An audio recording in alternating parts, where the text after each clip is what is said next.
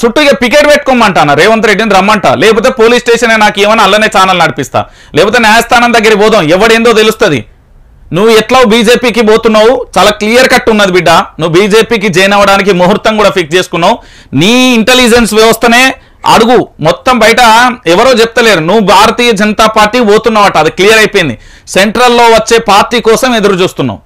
ఇంతమంది చనిపోతే వీళ్ళకి మనోభావాలు దెబ్బతినలేదట. కానీ చిన్న చిన్న వాటికి చెప్పిన కదా, రాజ్యాంగం పోలీసు వ్యవస్థ పక్క పెట్టిన, ఇప్పుడు మా రాజ్యాంగం ఎవడైతే కంప్లైంట్ ఇస్తాడో ఇక చూసుకుందాం.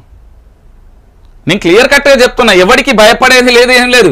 20,000 వీడియోలు చేసిండ్రా, సిగ్గు శరం ఉండాలి, మానవత్వం ఉండాలి. పట్టుమని 4,000 వీడియోలు చేయలే, మళ్ళీ నోటీసులు ఇస్తారు. ఏం చేసినావు? ఉగ్రవాదులమా? అత్యాచారాలు చేసినావా? హత్యలు చేసినామా? దోపిడీ చేసినామా? ఏం చేసినాం? ప్రభుత్వ ఆస్తులు ధ్వంసం చేసినామా? తెలంగాణలో ప్రశ్నించద్దా? ఎవడు ఇవ్వమన్నాడు 100 రోజుల హామీ? మీ ముత్తాతలు ఇవ్వమన్నారా? దేనికోసం ఇచ్చిన మేనిఫెస్టో? ఒక రాష్ట్ర ముఖ్యమంత్రిగా ఆనాటి పిసిసి చీఫ్గా ఉన్నప్పుడు డిసెంబర్ 9వ తారీఖు గిట్ల పోయి గట్ల తెచ్చుకోండి, ఏమైంది నీ హామీ? మళ్ళీ ఏమంటాను? ఆగస్టు 15వ తారీఖు ఎందుకు? ఆ రోజు ఏమన్నా ఇప్పుడు మొత్తం రాహుకాలం ఉన్నదా, అప్పుడు మంచి కాలం ఉన్నదా? చెప్పనీ కన్నా కొంచెం అర్థం ఉండాలి. ఇక ఈయన ఇంకొక ముచ్చట ఏంటంటే, పాపం అప్పుడు మీరు గతంలో మీ అందరికీ గుర్తుండాలి, తారా చౌదరి గారు అప్పటికి కేసుకు సంబంధించి తెలంగాణలో సంచలనంగా మారింది. ఆ సంచలనమైన ఇంటర్వ్యూ త్వరలో పట్టుకొస్తున్నా, గట్టిగా ఉంటుంది. ఇక ఆట మొదలైంది కదా, వేట మనం కూడా మొదలు పెడదాం. అరే నేను ఓటేస్తే గెలిచిన పీఠం రా భయ్, నేను ఓటేస్తే గెలిచిన పీఠం అంటున్నారు తెలంగాణ ప్రజలు. నువ్వేం చేయాలి? ప్రజల జీతగాడివి, ఎంత మంచిగా పరిపాలన చేయాలి అది లేదు మనకు.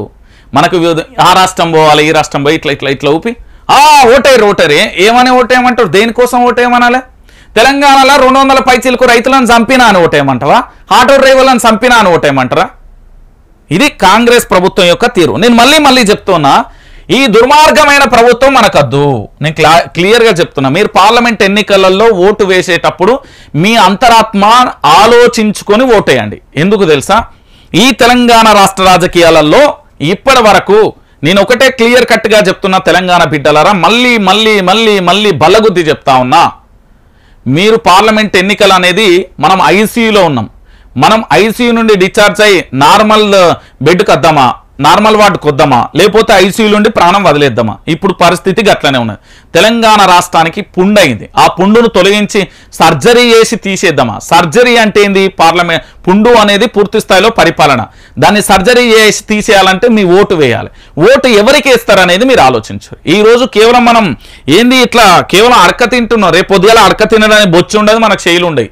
నేను చెప్తున్నా కదా, నిజామును మించిన నియంత పాలన ఇది, భయంకరమైన పాలన. నేను మళ్ళీ చెప్తా ఉన్నా, తెలంగాణ బిడ్డలారా, ఏదో అవుతుంది ఏమో కాదు, వీళ్ళ వల్ల ఏం జరిగింది?